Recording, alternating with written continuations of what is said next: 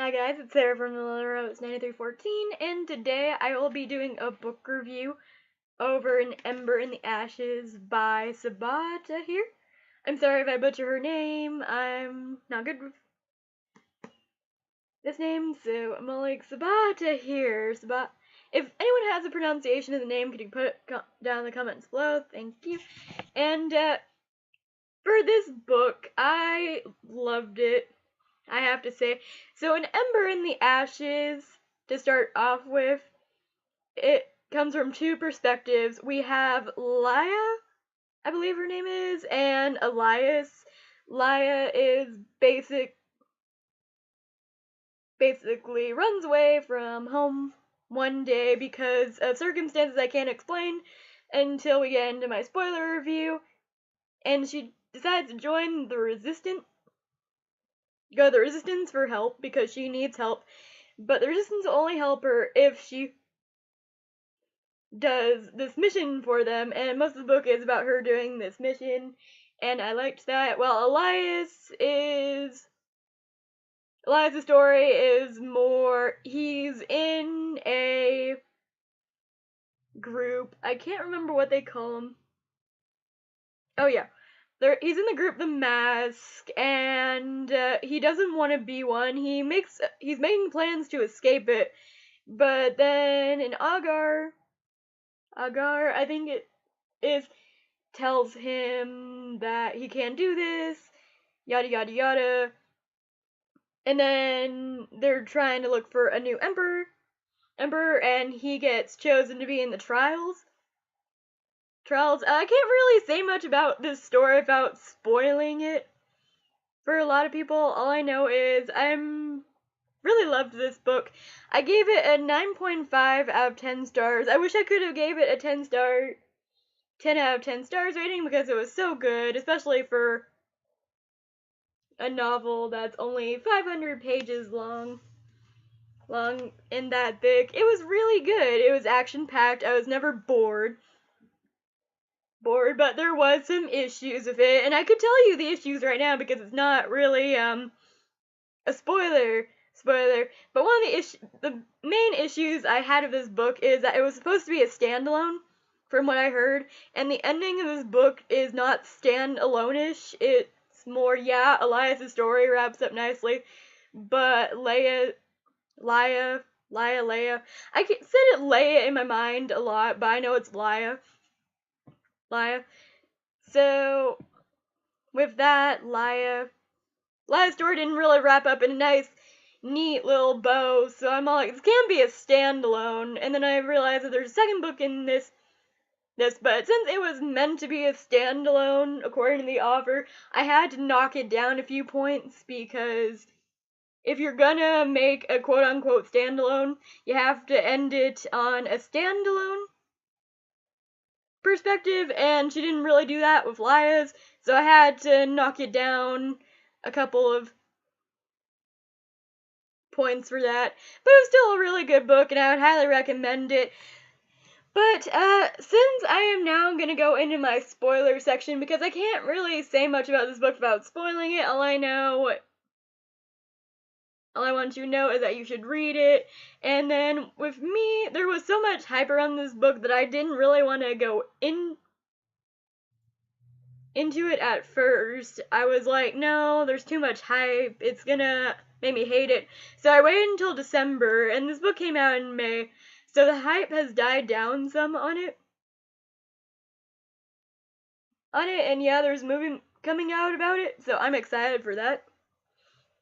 But since the hype has now died down, I found myself going into it without really knowing the premise of the book, and it really amazed me how much I liked it more when I went into it not knowing what it was about. So that's the only suggestion I would suggest for people, is not to look at any reviews for it, not to read the synopsis about it, just go into it blind, because that's how I really enjoyed it. Yeah, and yes, there is some issues about world building. She didn't really explain the world as much as people would like her to, so I also had to knock it down a point a fraction of a point for that. But besides that, she had a really established group of characters that you just loved to hate, or loved to love. It was like that. Like that. So pick this up. It's a really good book. I highly recommend it. And now I'm going to my spoilers. So bye, non-spoilery people. Bye. Okay, so on to the spoiler reviews. I'm gonna take off my scarf because I don't know why it's annoying me somewhat. So usually I go in the characters first. So I'm gonna go into characters first, starting with the main characters. I will discuss those. Laia for me was really weak in the beginning. I felt sorry for her, and it sucked what happened to her, and it was really sad that she had to watch the people who basically raised her, get killed right in front of her. That was really sad. At first, I really fell in love with Laia's storyline. It was intriguing, and I found myself, like, loving her story as it went along, even though it was kind of dull in parts, and it didn't really make me enjoy it as much as Elias's story, because I mean, some people will agree with me if you read it, but one thing, that was really fascinating to me is that I loved Laia's story at first, and Elias's was just but then it flipped around, and I found myself loving Elias's story more. But as a character, Laia, I really have to give it to her for her devotion to family. And doing whatever it took to free her brother. Even though we know that her brother doesn't get free in the end, and it really makes me mad, but you know, it is what it is. But I did love Laia. I loved how she grew as a character development. I love how of her it wasn't just all about the romance. The romance in this, yeah, it's there, but it doesn't, like, overpopulate the book. It doesn't go wham in your face romance like so many young adult novels do now with fantasy. It's more about the action and loyalty to your family and how far you would go to save a person, and I liked that. Now, during her time as a slave, I really did feel sorry for her, but it could have been, but like the cook said, it could have been worse for her. Like, the cook got really tortured, and I found Laia to be a little bit cowardly at parts, and yeah, it was growing into her own, but I wish she was a little bit more of a strong female character, but by the end of it, she seems like one, and I'm hoping a Torch against the Night, she is a little bit more well-developed, the aspect of growing up and not having courage to do things like she was at the ending of the book, because I liked Laia at the ending of the book. At the middle, it was kind of like, and at the beginning, I'm just all like, really, I would have sticked around and helped my brother out, but you know what, it is what it is. And yeah, that was for Laia. As for Elias, I seem to find I really enjoy the character of Elias. I know a lot of people kind of found him a little bit cocky and stuck up in times, but I'm just like, I really liked Elias, his perspective was awesome, and I really felt bad for him because his mother is such a bitch. And we'll get to her in a minute because she's one of my, big no-nos. Yeah. As for, let's see. As for Elias, I really loved his friendships. I really liked how he established strong relationships with people, and how he thought the way that his society was working was wrong, and I really enjoyed Elias's story. There was a lot to it. I was never bored of Elias's story at any point. Yeah, sure, I wish they would have explained the mask a little better, like what they did.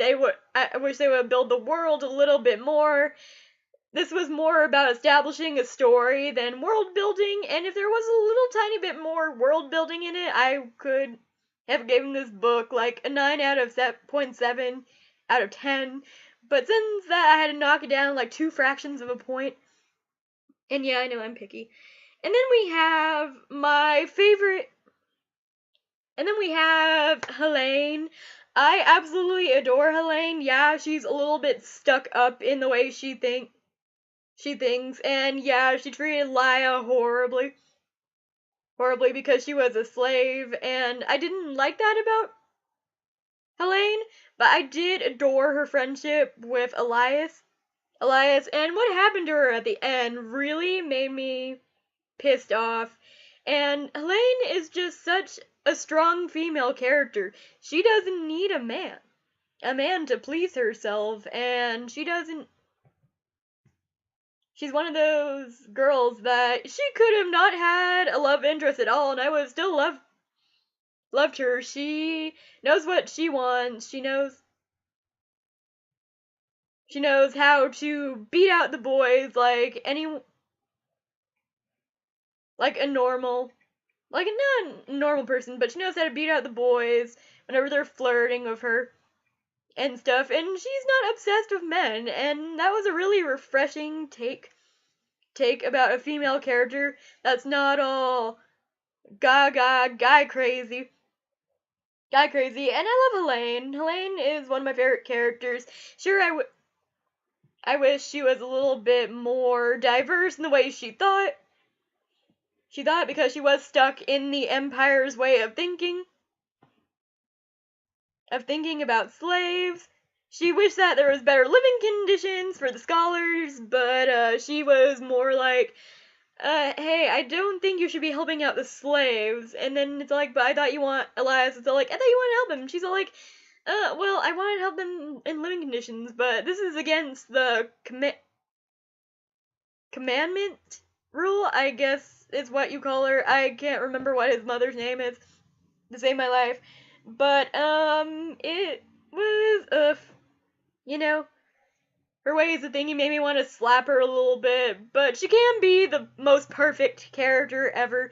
She has to have flaws, and what she did for Elias at the very end, how she sacrificed her own happiness to make sure Elias was alive, really touched my heart.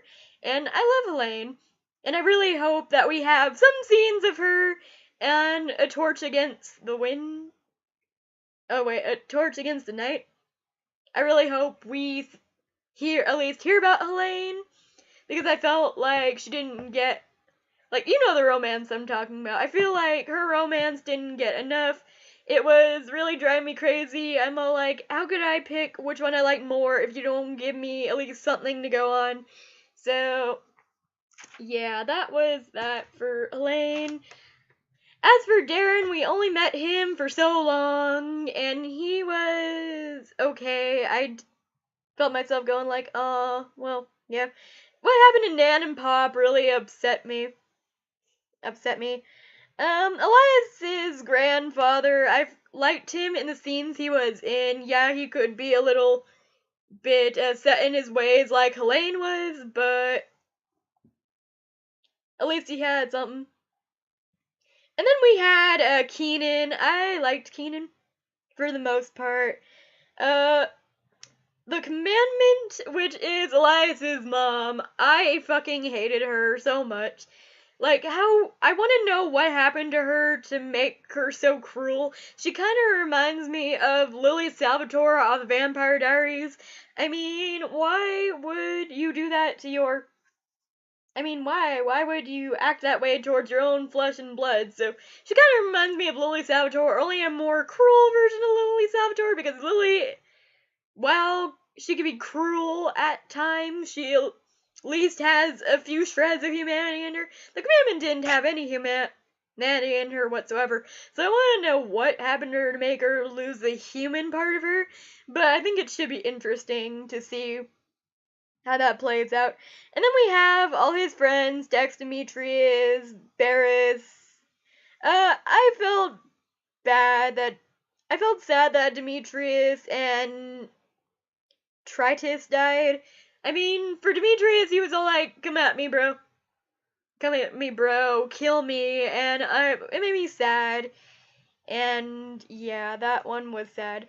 And then as for Titus, I don't know how you actually say his name, but when he died, I felt my heart ache because from what we knew of him, he had a fiance. I hope we get to deal with his fiance in the second book, since we didn't really get to meet her in the first one, and that kind of irked me a little bit, but oh well.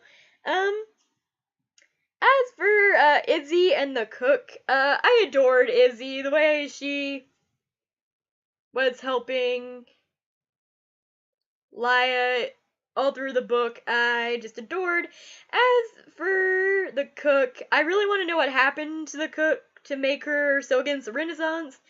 I mean, the Renaissance betrayed Laya in the end, and one thing I really didn't like about Laya is that she just openly trusted the Renaissance without much of a choice, but you really have a choice in the matter. You should know who to trust and not. You should have a gut feeling, and what really annoyed me is that she didn't follow her gut feeling that something was up with this. She kind of just let it pass, which I wish she would have taken more to. So the cook, I enjoyed the cook.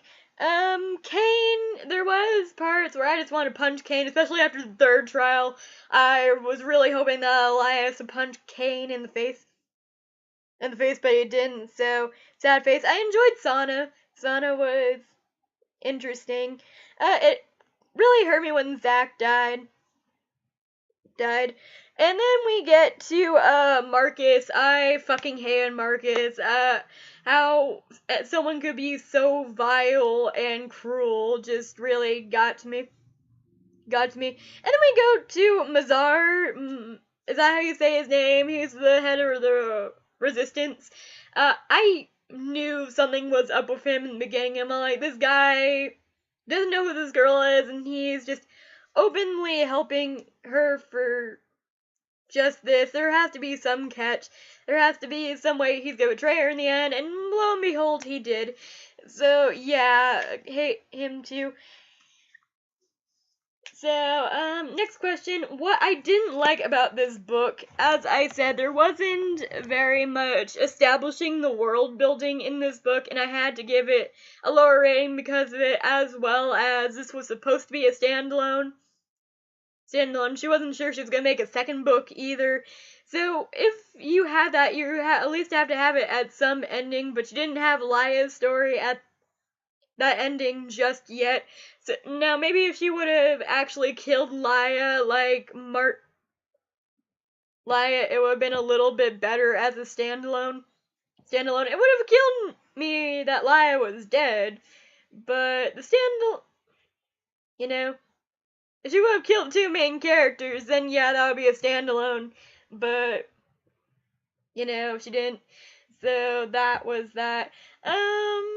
Let's see. I really hated that Marcus didn't die in this book. He won the trials. I fucking hated that. I was just all like, oh my god, that sucked. I hated the situation that Helene was in, and I don't know why the fuck Kane made her promise that, but he did. Of course, I had some issues of Kane, and I did have some issues of the way Helene thought about slaves. But besides that, I didn't really hate anything. I hated how Marcus was just so openly cruel, and how he talked about rape like it was just casual for him. I mean, that was really fucking disgusting. And he's a vile character in himself.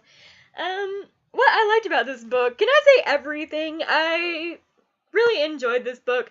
I loved each little section we got to know the characters. I like how they were well established with the character building. I like Laya's devotion to finding and rescuing her brother. I loved Elias and Helene's friendship. friendship. I loved how I really didn't know who to root for when it came to the love interest, even though I do have a set established as to who my favorite couple is in this book, which I'll be getting into in a minute and explain the reasons why I ship this couple. So, yeah. Yeah, I really liked the conversation between Elias and his mother when he was in the thing and said, but you see, Mom, you really didn't win, mostly because you're not the one who's gonna be free of this. I'm gonna be free of you, and that's the best thing I could ever ask for. And I liked that. There's just a lot of scenes that I really loved. It's hard to pick what I actually really hard to pinpoint what I liked about this book.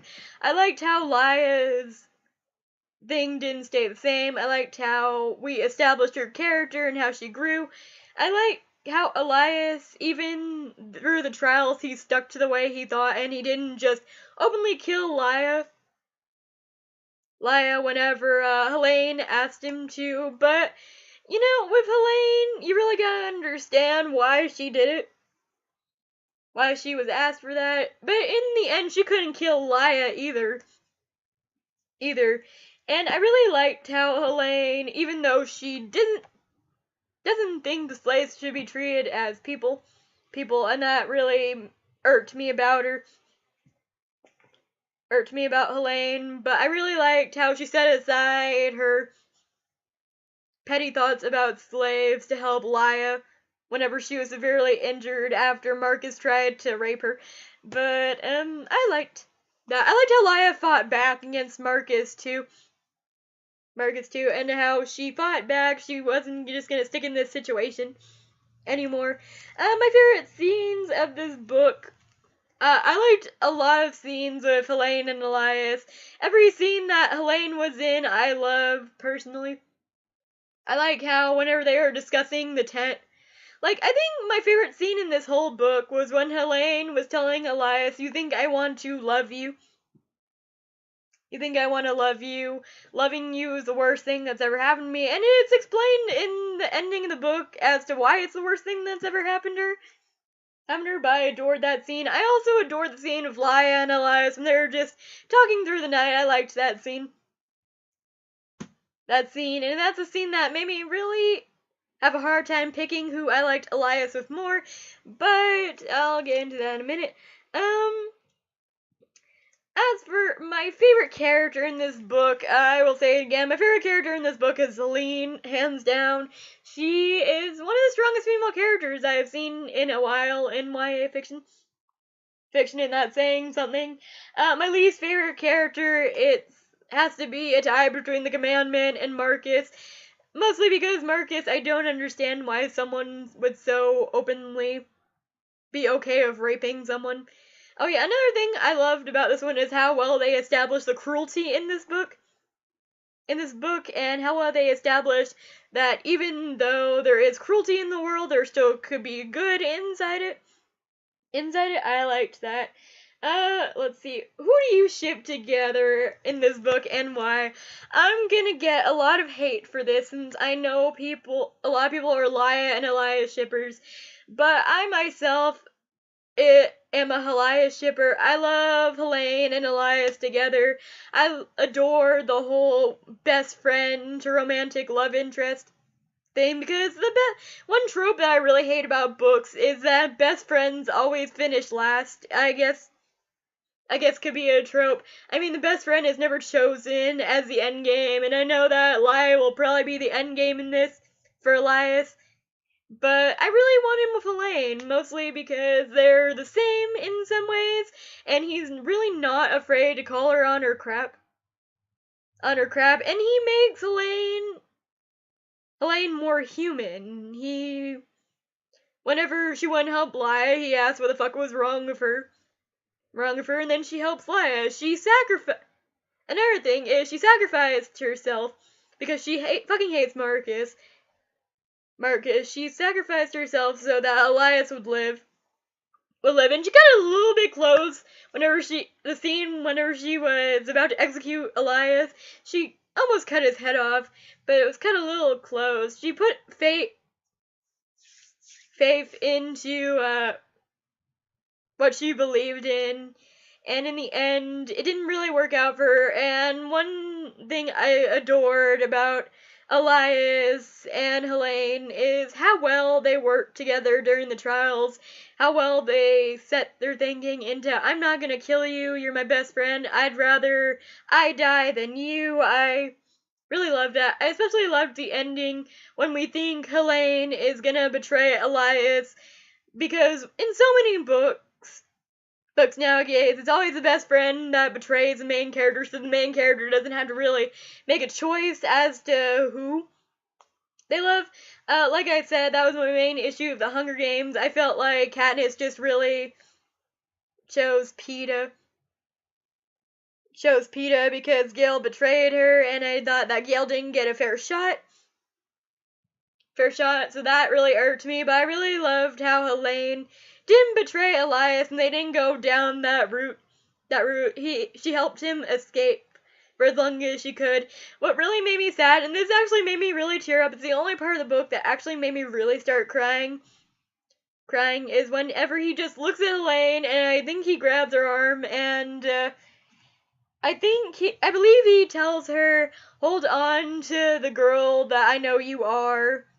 Don't let them change you, and all she could do is nod and say, you know we're enemies now, right? And that just made me really sad, it made my heart hurt, and I loved their friendship, and I think it was a really good establishment thing. But with my thing is, I don't hate Laia and Elias together, that kiss was hot. And I don't hate Laia or Keenan together, it's just that I really liked Elias better as a couple option. Because by the time that Laia actually rolled around as a love interest to Elias, I actually caught myself rolling my eyes a little bit, because it was somewhere in the middle of halfway through the book when that was established that they were gonna be love interest together, and that was more like insta attraction to me, and I really don't like insta love, so I found myself rolling my eyes a little bit at that. And with Laia and Elias, she does bring out the good in Elias and other stuff, so I think I really have to read book 2 to really understand why they should be OTP of this book. But for me, Helene and Elias have a lot in common, and he helps her be more human, I really enjoyed that. So that's why I ship them together. What was your favorite trial? This one for me is a tough question because I really liked the first trial because Elias rescued Helene without a moment's hesitation, even though she was this close to being dead. And I think their friendship is so beautiful that it would be a beautiful relationship.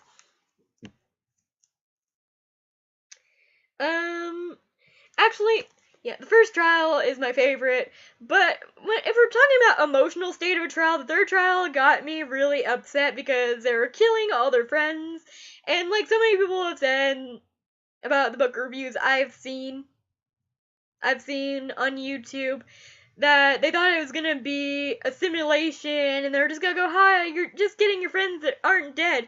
But really got me is that their friends are dead, and if that's the test of strength, that is horrible. Each one of these tests were really horrible, and it really shows you how fucked up the Empire and Blackcliff really is. So I liked that. And then last but not least, if you were cast for the book to movie adaptation, who would you be and why? Let's see. I really would love to be Helene, but I know I probably couldn't pull it off. I could probably pull off being Laia better. But besides that, that was it for my Ember in the Ashes book review. What did you guys think of the Ember in the Ashes? Did you like it? And who do you ship? Do you ship Helene and Elias, or Elias and Laia? And why do you ship them together? Or do you prefer Lie with Keenan because I really did adore the kiss between them. So comment down below and let me know. But besides that, I will see you guys later for my next book talk. I'm so excited because it's December 3rd. I've already finished one book, and I actually got like 12 hours of flight coming in 12 days. So I'm gonna be busy reading, and I've already finished this book, and I'm planning on reading Soundless next. So I'm excited for that. But as always, thank you guys for watching. I will see you in my next book talk. Bye!